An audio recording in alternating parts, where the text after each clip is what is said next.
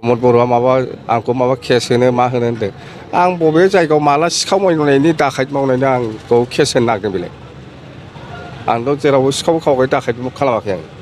मानि केस होनो नागिरदों आरो श्रीरामपुर गेटआव प्रमद बर'आ जिखिनि फैसा कालेक्सन खालामबाय थायो आंथ' सिगाङाव मिथिथारामोन उनावसो मालायफोर रायलायनायखौ खोनादों आरो बुस्थुआथ' नंगौ आरो सोर फैसा खांग्रा बिनि नामखौबो आं बुंनो हायो बुंथ'आ आङो दा हेलिकप्टार गाखोना माजों बे इलेक्सन केम्पेइन खालामगोन होनना बुंदों सार नङा जोंना जाहैबाय हेलिकप्टारा आगोलाव गाखोबाय थाग्रा हिसाबै ड्राइभारफ्रा सिनायथि दङ माखासे बिसोर फन हरो आंनो ओमफ्राय आं बुंहरदों जोंहाथ' गभर्नमेन्ट गैया दा फैसा होनो हानाय नङा फैसा गैया बे बुंहरदों बिसोर बुंहरदों बाखियाव जागोन होनना बुंदों जोंनि रेलिया थांनाय 13 तारिख मासनिफ्राय जागायदों ओमफ्राय दिनैसिम मथथे 32थासो थांबाय आरो दंबावो 8था 9थासो दंबावो मथथे जिखिनि रेलि खालामदों जोङो बिराद साक्सेस पजिटिभ आरो जोंनि बे रेलियाव अकल बर' नङा गासिबो जाथि जनगोष्ठीनि मानसि थायो दङ राजबंशिबो दङ बेंगलिबो दङ मुस्लिमबो दङ गरखाफोरबो दङ नाथजुगिबो दङ आदिबासिबो दङ राजबंशिबो दङ मथथे गासिबो जाथि बिटिसिआव जेसेबां जाथि दङ बयबो जोंजों दंफाजोबो आरो बे रेलियाव ओंखारफाजोबदों आरो जिखिनि रेलि खालामदों आङो आगोलनिफ्राय बिपिएफ दला बांसिन सक्तिबान जाबोबाय थागासिनो दं आरो जोङो खुनु रायजोखौ खुनु पाब्लिकखौ जबरदस्त खालामाखै बिथांमोना गावनो माने गोसो जानानै ओंखारबोदों जिहेतु प्रमद बर'आ बे 3 बोसोराव मा खामानि मावदों मावाखै बेखौ रायजोफ्रा मेगनजों देग नुजोब्बाय जायनि थाखाय जोङो दिनै खुनु रायजोखौ कनभिन्स खालामनो हायाखै गावनो ओंखारबोदों आरो प्रमद बर'आ बिटिसिआव जेबो परिबर्तन लाबोनो हायाखै जिर'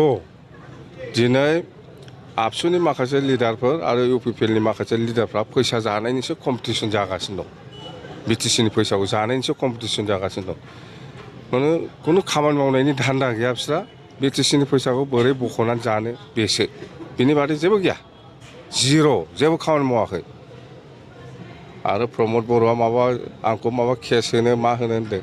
आं बबे जायगायाव माला सिखाव मावनायनि दाखायत मावनायनि आंखौ केस होनो नागिरदों बेलाय आंथ' जेरावबो सिखाव खावबाय दाखायत खालामाखै आं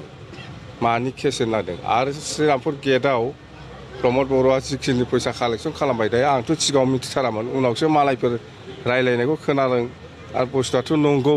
आरो सोर फैसा खांग्रा बिनि नामखौबो आं बुंनो हायो बुंथ'आ आङो दा खिन्थु दैलि बियो माने 30 लाख 40 लाख कालेक्सना जायो बेखौ प्रमद बर'आ लाबाय थायो बिसोर जेब्ला 15 बोसोरनि सारमोननि बिबिआर दोलोखौ बुंबाय थायो 15 बोसोराव जोङो बहुद मावबोदों मा 15 बोसोर बहुद मावबावनांगौ दङ बिटिसिआव दिनै माने अदालगुरियाव जोंहा माखासे टारगेट दङ दिनै क'क्राझाराव इउनिभारसिटि जाबाय दिनै क'क्राझाराव इन्जिनियारिं कलेज जाबाय मेडिकेल कलेज जाबाय बे एक्जाक्ट जिनिसा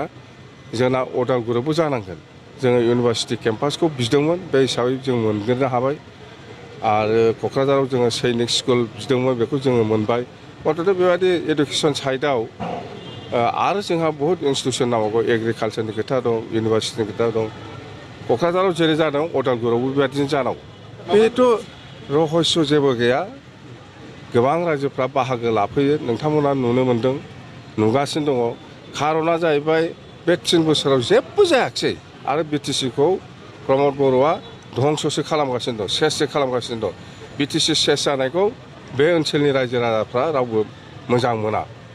सोरबा राजबंशियानो जा सोरबा गरखायानो जा सोरबा मुस्लिमानो जा सोरबा बेंगलियानो जा बा जिमान जाथि जनगोष्ठी दं बा आदिबासियानो जा बिटिसिखौ आगोलनि बादि थाजाफिननो बयबो लुबैयो दिनै धंस जानो थांगासिनो दं ओंखायनो गासिबो रायजो राजाफ्रा दिनै ओंखारनानै जोंनि बिपिएफखौ हेफाजाब होफैयो हेलिकप्टार गाखोना माजों बे इलेक्सन केम्पेइन खालामगोन होनना बुंदों सार नङा जोंना जाहैबाय हेलिकप्टारा आगोलाव गाखोबाय थाग्रा हिसाबै ड्राइभारफ्रा सिनायथि दङ माखासे बिसोर फन हरो आंनो ओमफ्राय आं बुंहरदों जोंहाथ' गभर्नमेन्ट गैया दा फैसा होनो हानाय नङा फैसा गैया